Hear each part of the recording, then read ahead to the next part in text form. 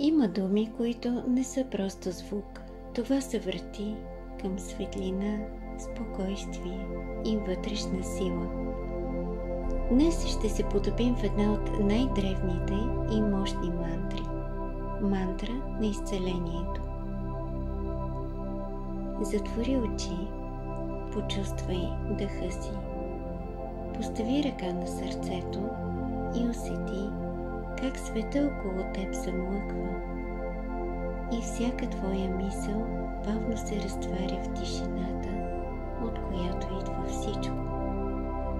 Това е моментът, в който започва твоето изцеление.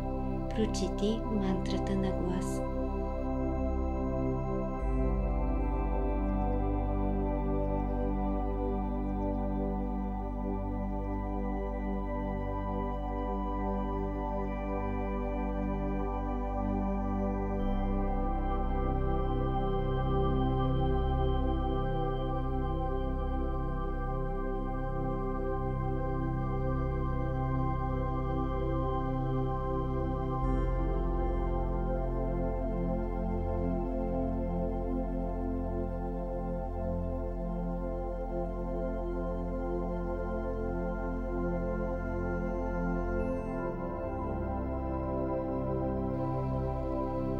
Чуй как тези свещени звуци изпълват пространството около теб. Те не са просто вълни, те са сила.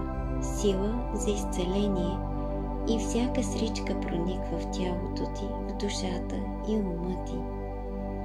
В този момент ти си свързан с Вселената, която съществува във всяка твоя клетка. Позволи на тези вибрации да излекуват и изпълнят се с мир всяка рана, всяка болка, всеки страх. Нека тази мантра разтвори тежестта и съмненията. Нека премахне всички пречки по пътя ти. Нека разкрие онова, което винаги е било вътре в теб. Мир, цялост, изцеление.